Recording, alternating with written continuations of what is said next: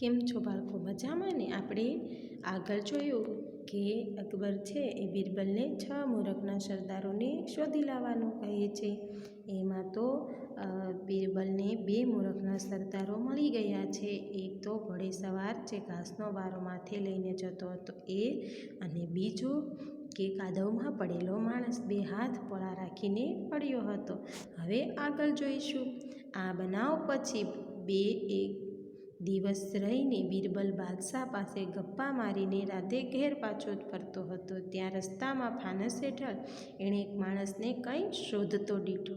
હવે જો આ પછી 1 દિવસ થાય છે. પછી બિરબલ રાજા પાસે, બાદશાહ એટલે કે રાજા પાસે ગયો હતો ને ગપ્પા એટલે થોડી ઘણી વાતો કરી રાત્રે ઘરે પાછો ફરતો હતો. ત્યારે એક ભાઈ હતા, એ રસ્તામાં ફાનસ હેઠળ એટલે કે પેલા લાઇટો નથી, ફાનસ હતા રસ્તામાં ટીંગાડેલા હોય, તો એની નીચે એક ભાઈ કંઈક ગોતતા હતા.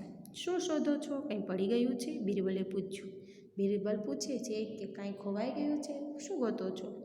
હા, પેલા ટૂંકમાં જવાબ આપ્યો. શું કીધું કે હા. શું? સોનાની વીંટી. ઓલા ભાઈને પૂછે છે કે શું ખોવાઈ ગયું છે? તો સોનાની વીંટી ખોવાઈ ગઈ છે.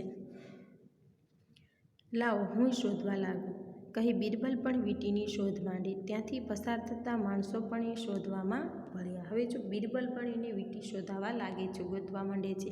ત્યાંથી માણસો પસાર થતા હતા, એ પણ એને ગોતાવા લાગે છે. તમારી ખાતરી છે કે અહીં જ પડી હતી? થોડી વાર ટોળામાંથી એક જણે પૂછ્યું. હવે બધા ગોતતા હતા, ન જડી એટલે એક ભાઈ હશે, બધા માણસો ગોતતા હતા, એમાંથી એક ભાઈ છે એ પ્રશ્ન કરે છે કે તમને ખબર જ છે, ખાતરી એટલે ખાસ ખબર છે કે અહીં જ પડી ગઈ છે? ના, અહીં નથી પડી. પેલા ભાઈએ શું જવાબ આપ્યો કે ના, અહીંયા નથી પડી. ત્યારે પડી ગઈ તો ત્યાં દૂર આ કે અંધારા ખૂણા તરફ આંગળી કરી એણે જવાબ દીધો. શું કીધું કે પડી ગઈ છે તો દૂર ઓલા અંધારો ખૂણો રહ્યો ને એમાં આંગળી ચીંધી અને એને કીધું ત્યાં પડી ગઈ છે. ત્યારે અહીં શા માટે શોધો છો? એટલેથી ગભરીને થોડી અહીં સુધી આવે. તો એ ભાઈ શું કીધું કે તો તમે અહીંયા શું કામ ગોતો છો? એમ ત્યાં થેડથી ગબડીને એટલે કે દળદળથી થોડી અહીં સુધી આવી જાય, એમ દૂર હશે થોડી. ત્યારે ત્યાં અંધારું બહુ છે અને અહીં દીવો છે એટલે અજવાળે શોધી શકાય. પહેલાંએ જવાબ દીધો. શું કીધું કે ત્યાં તો બહુ અંધારું છે, અજવાળું હોય ત્યાં ગોતી શકાય, એટલે અહીંયા હું ગોતું છું. મારો બેટો તદ્દન મૂરખ છે, આપણને નકામી મહેનત કરાવી, એમ તિરસ્કારથી કહે અને વીંટી શોધવા ભેગા થયેલા લોકો ત્યાંથી ચાલી ગયા. બિરબલે એના નામઠામ લખી લીધા.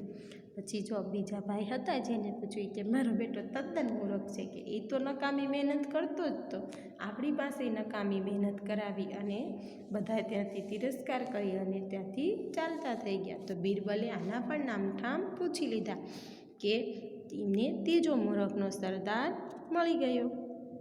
બીજે દિવસે બિરબલ નદી કિનારે ફરતો હતો. ત્યાં એણે એક માણસને રેતીના ઢગલામાં કંઈક શોધતો જોયો. શું શોધો છો ભાઈ? બિરબલે પૂછ્યું. જો હવે બીજો દિવસ થાય છે એટલે નદી કિનારે બિરબલ ફરવા નીકળ્યા હશે. ત્યાં એક માણસ કંઈક રેતીના ઢગલામાં ગોતી રહ્યો હતો. શું? તે બિરબલ એમને પૂછે છે કે તમે શું ગોતી રહ્યા છો? હું નદીમાં નાહવા ગયો ત્યારે મારી આંગળીએ હીરાની વીંટી હતી, તે મેં અહીં રેતીમાં દાટી હતી, હવે એ જડતી નથી, પેલાએ કહ્યું. શું કહે છે કે જ્યારે હું નદીમાં નાહવા ગયો ને ત્યારે મારી આંગળીએ હીરાની વીંટી મેં પહેરી હતી. એટલે જો નાહવા જઈએ તો આપણી વસ્તુ ખોવાઈ જાય તો કંઈ જડે નહીં, એટલે કાઢીને બહાર મૂકીને જવું જોઈએ. એટલે કે મેં દાટી હતી પણ અત્યારે જડતી નથી. ક્યાં દાટી હતી તે બરાબર ખબર છે? બિરબલે શું પૂછ્યું? ક્યાં દાટી હતી તમને બરાબર યાદ છે? હા, અહીં રેતીમાં ઊંડો ખાડો પાડીને દાટી હતી. એટલે શું કહે છે કે હા, મેં અહીંયા ઊંડો ખાડો પાડીને દાટી હતી. પણ કંઈ નિશાની રાખી છે? બિરબલે શું પૂછ્યું કે કાંઈ તમે નિશાની રાખી છે? હા, નિશાની રાખ્યા વગર કાંઈ દાટું ખરો? શું કહે છે પાછો કે હા, હું કાંઈ નિશાની રાખ્યા વગરનો ખરો દાટું? એમ શી નિશાની રાખી હતી? એટલે કે તમે શું નિશાન રાખ્યું હતું? જ્યાં મેં વીંટી દાટી હતી ત્યાં બરાબર તેની ઉપર આકાશમાં ઊંટના જેવા દેખાવવાળું એક વાદળ હતું, પણ હવે એ વાદળું દેખાતું નથી અને વીંટી પણ દેખાતી નથી, પેલાએ નિરાશ થઈને કહ્યું. બિરબલે એના પણ નામઠામ પૂછીને લખી લીધા. જો શું કહે છે કે આકાશમાં એક ઊંટના આકારવાળું વાદળ હતું, એની નીચે મેં વીંટી દાટી હતી. હવે વાદળ પણ દેખાતું નથી અને વીંટી પણ મળતી નથી. એને નિરાશ થઈને બિરબલને કહ્યું. એટલે બિરબલે આના પણ નામઠામ પૂછી લીધા. જો કેમ કે વાદળ છે એ હંમેશા પવન સાથે ચાલતા રહેતા હોય છે, એટલે આપણે ક્યારેય વાદળની નિશાની રખાય નહીં એવી પણ એને ખબર પડતી ન હતી. એટલે એના પણ નામઠામ પૂછી લીધા. અકબરે આપેલી મહેતલ પૂરી થઈ એટલે દરબારમાં જઈને ઉપર ચારેય જણના નામઠામ આપી અકબરે સૌને બોલાવી મંગાવવા કહ્યું. આપે માંગેલા મૂરખના સરદાર આ રહ્યા નામદાર. જો હવે આ ચારેયના નામ લખી લીધા છે એટલે એ રાજાને દે છે અને અકબર છે એ એમના નામઠામ ઉપરથી એને બોલાવવા માટે કહે છે.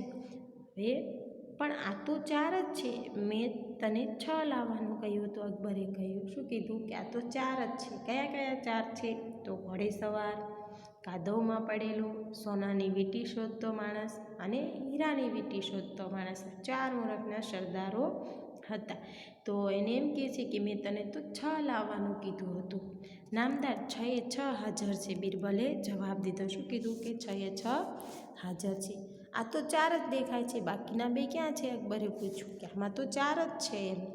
4 જ વ્યક્તિ આવ્યા ને. આ 4 તો આપ નામદાર જોયા, 5મો હું, બિરબલે કહ્યું. આ 4 તો તમે જોયા, એને 5મો હું. તું મૂરખનો સરદાર? અકબરે નવાઈ પામી પૂછ્યું. હા નામદાર, કેમ? તો એમ કીધું કે તું મૂરખનો સરદાર છે? તો હા પાડે છે. તો એને પૂછે છે કેમ?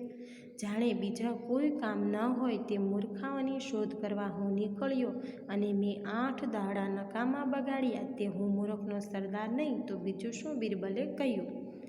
શું કીધું કે હું બીજું કોઈ પણ કામ ન હોય એવી રીતે મૂરખના સરદારને શોધવા માટે મેં 8 દાડા એટલે કે દિવસ બગાડ્યા, એટલે હું મૂરખનો સરદાર નહીં તો બીજું શું કહેવાય? એમ બિરબલે કહ્યું. તો હવે અકબર પાછો આતુરતાથી પૂછે છે. અને છઠ્ઠો નામદાર એટલે કે છઠ્ઠો તમે. કસૂર માફ કરજો, પણ રાજકાજના અને બીજા અનેક સારા કામો પડતા મૂકી મૂરખના સરદારો શોધી દરબારમાં આણવાનો મને હુકમ કરનાર તે છઠ્ઠો મૂરખના સરદાર, બિરબલે કહ્યું.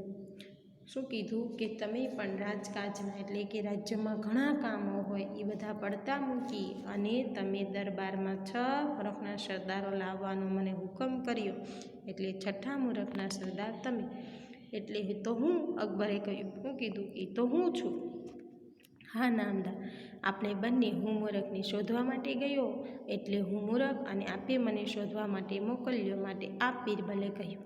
કે શું કહે છે કે હા નામદાર, તમે મને મૂરખને શોધવા માટે મોકલ્યો એટલા માટે હું મૂરખનો સરદાર, અને હું શોધવા ગયો એટલે માટે કેટલું ગુમાન, બાદશાહનું અપમાન, બિરબલને સજા થવી જોઈએ. કોઈ સિપાઈ છે બોલી ઉઠે છે કે કેટલું ગુમાન એટલે કે અભિમાન છે, બાદશાહનું અપમાન કરે છે, બિરબલને તો સજા થવી જોઈએ. એક દરબારી બોલી ઉઠે છે. નહીં નહીં, અકબરે હસીને કહ્યું કે ના ના, બિરબલ સાચું કહે છે. એણે ટકોર કરીને મને ખરી વાતનું ભાન કરાવ્યું છે કે એણે સાચું જ કહ્યું છે, મને સાચી વાતનું ભાન કરાવ્યું છે. મૂર્ખાઓના વિચારમાં અથવા મૂર્ખાઓને શોધવામાં વખત બગાડ્યો એ પણ મૂર્ખાઈ નહીં તો બીજું શું છે? મૂર્ખાઓને ગોતવામાં અને મૂર્ખાઓના વિચાર કર્યો એને, અને એ બીજી મૂર્ખાઈ છે ને એની, કે આવો સમય એને સરસ મજાનો સમય બીજા કોઈ કાર્યમાં વાપર્યો હોત તો બીજું કેવું સરસ કાર્ય હતા. એટલે કે હું મૂર્ખ જ છું. બાદશાહે કહ્યું. પછી બિરબલને ઇનામ આપી રાજી કર્યા.